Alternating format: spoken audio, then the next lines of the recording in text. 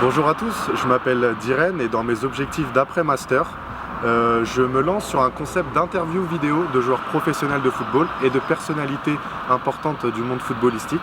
Aujourd'hui, on a la chance d'être à la Jonelière, rencontrer le capitaine nantais Valentin Rongier et le milieu de terrain Samuel Moutoussamy. Donc n'hésitez pas à commenter, que ce soit positif ou négatif, du moment que c'est constructif. Et puis bon visionnage, c'est parti.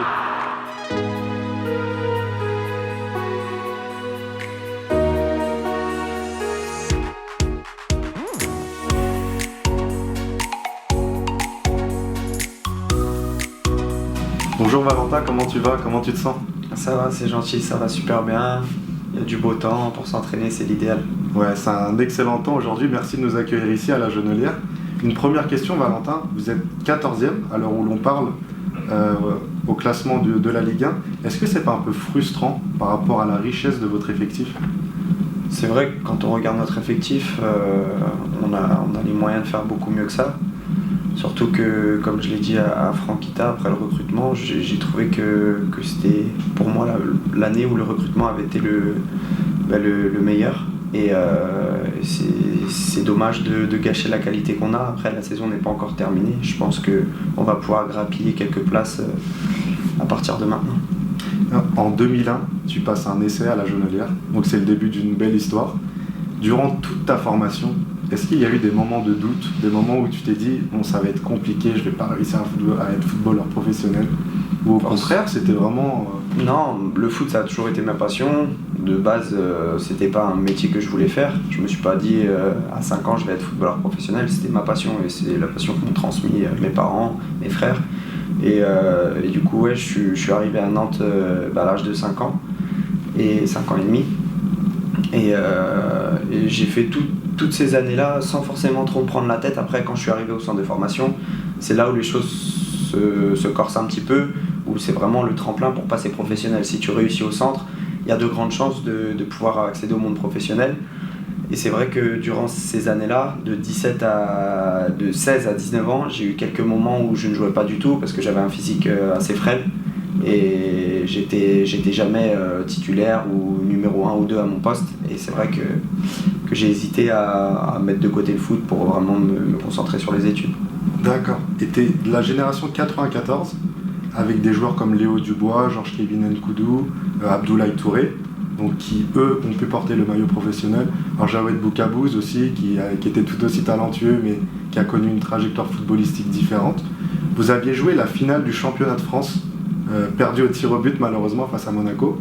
La question que je voulais te poser, c'était est-ce que ce parcours avec cette génération vous a entre guillemets facilité la tâche pour intégrer ensuite le groupe pro? Je pense que oui, je pense que faire de très bons résultats en jeune, surtout juste l'étape avant les professionnels, c'est U19 CFA. Et je pense que le fait d'avoir fait des bons parcours, pas seulement en championnat, parce qu'il y a la Gambardella où on a été la première année en quart de finale, non en demi-finale, quart de finale il me semble, contre le PFC où on a perdu. Ah oui, je me souviens de ça. Et on a fait 2 années consécutives, on a fait les phases finales du championnat, donc c'est vrai que la génération 93, 94, 95, on a fait beaucoup parler de nous en bien et ça nous a ouvert sûrement quelques portes. Et Valentin, ça fait 4 ans que tu joues pour le FC Nantes. On a l'impression que tu es là depuis une dizaine d'années, mais tu n'as que 24 ans. Aujourd'hui, tu es capitaine du FC Nantes, sous Vahid Halilhodžić. Est-ce que tu t'y attendais à avoir ce brassard? Et qu'est-ce qui a pu changer dans ton quotidien, dans ton rôle dans le vestiaire maintenant que tu l'as? Je m'y attendais plus ou moins, je ne le cherchais pas, mais je m'y attendais un petit peu quand Léo est parti. Je me suis dit que ça pourrait sûrement être moi, étant donné que je suis issu de la formation nantaise, je suis un pur nantais, et que c'était pas la première année que j'étais dans le groupe pro, là c'est ma 5e, et du coup je commence à connaître un petit peu comment fonctionne un groupe professionnel, comment fonctionne la Ligue 1, donc pour moi c'était pas logique, mais ça n'allait pas me surprendre si j'étais nommé capitaine. C'est ce qui s'est passé avec Cardozo puis avec Halilhodžić, et ouais, ça change un petit peu les responsabilités qu'on a. Forcément, faut prendre plus la parole, faut plus encourager, faut réfléchir à ce que tu vas dire, trouver les bons mots pour garder tout le monde concentré dans n'importe quelle situation. Et en 4 ans justement, tu as connu plusieurs entraîneurs. Je pense à Der Zakarian, Ranieri, Cardozo, Conceição, Girard. Girard, voilà, je l'ai oublié, Bonnet Girard, il m'excusera, désormais Vahid Halilhodžić, avec lequel, très franchement, tu entretiens une relation particulière, celui qui t'a vraiment apporté le plus. Je pense que j'oublierai jamais mes débuts en pro, et ça je le dois à Michel Derzakarian, qui m'a fait confiance, il m'a lancé dans le grand bain et il me mettait en confiance, il me disait de me régaler sur le terrain, de respecter ce qu'il me demandait, mais il m'a toujours bien accompagné. Et puis je dirais aussi Conceição. J'avais une relation assez particulière avec lui, pas seulement en tant que joueur, en tant qu'homme aussi. On s'entendait super bien. Et puis c'est avec lui qu'on a fait les 6 meilleurs mois depuis que je suis en pro. On gagnait énormément de matchs et forcément ça a créé des liens plus forts. D'accord. Et j'aimerais aussi, Valentin, parler avec toi de Cardozo.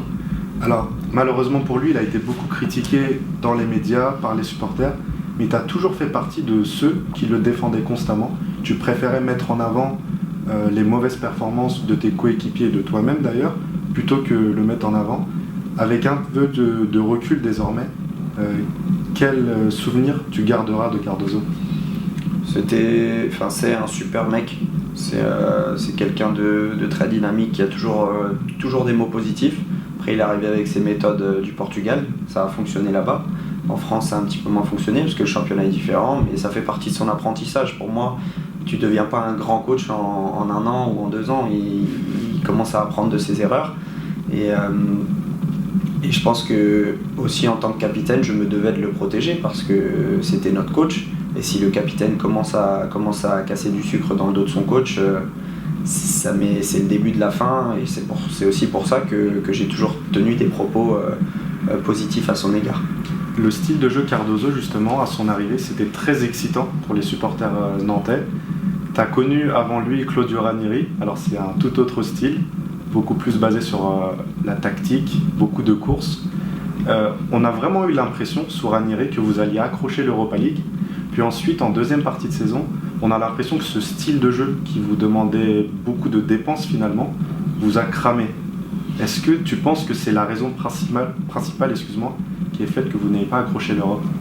Je sais pas si c'est ça, parce que à partir du moment où tu es solide défensivement et que tu procèdes bien en contre, ça peut fonctionner toute une saison. Je pense que le coach et son staff ont un petit peu baissé le pied à partir du moment où les relations se sont tendues avec Valdemar Kita et ça s'est ressenti. Après, nous on a toujours donné le maximum.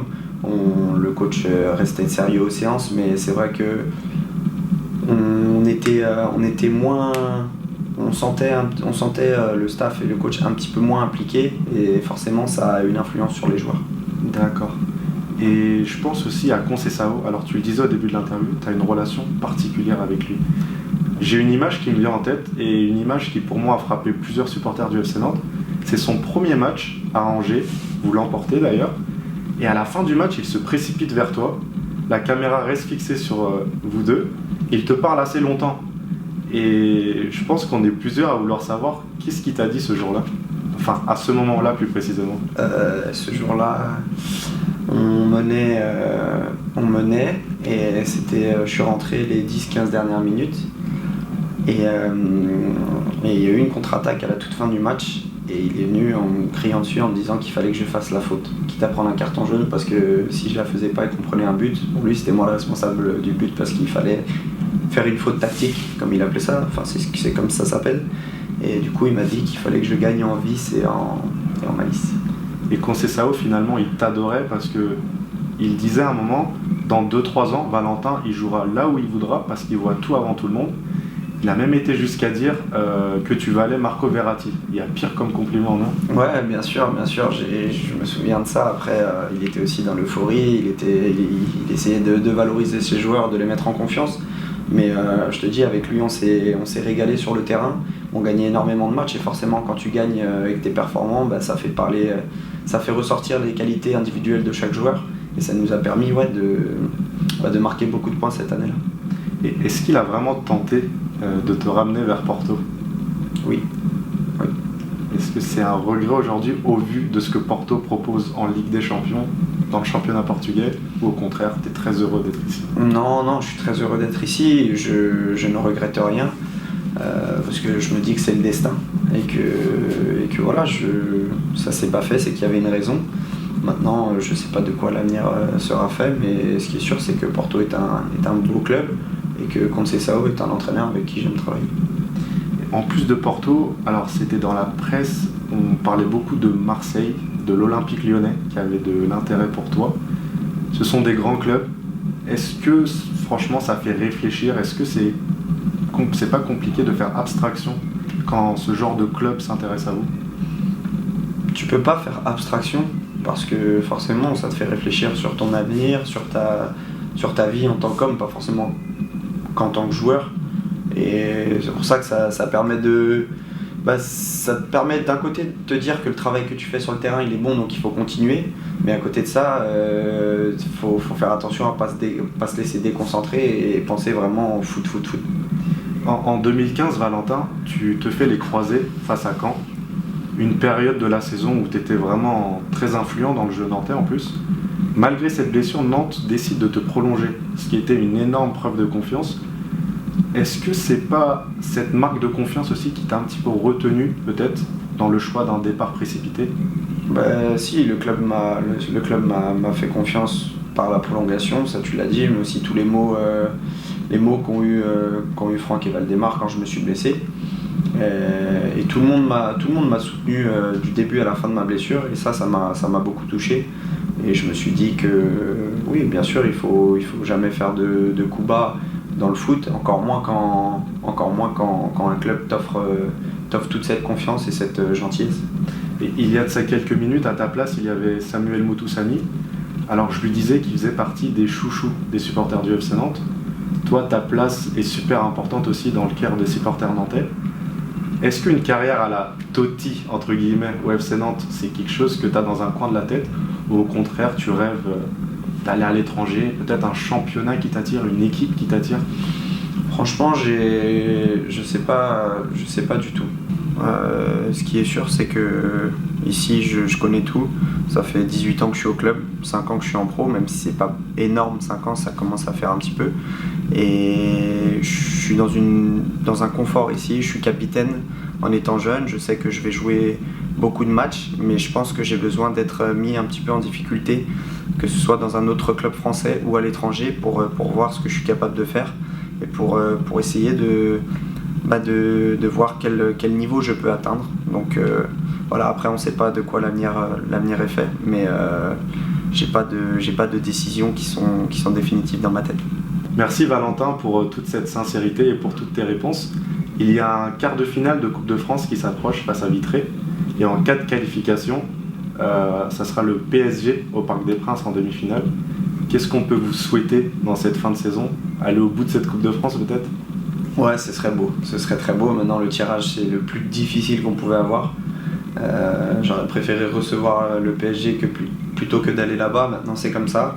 Il va falloir qu'on fasse un match sérieux contre Vitré pour pouvoir se qualifier. Et pourquoi pas aller battre le Paris Saint-Germain chez eux. Guingamp l'a fait, donc il n'y a aucune raison qu'on ne puisse pas le faire nous aussi. Et puis, une bonne fin de championnat.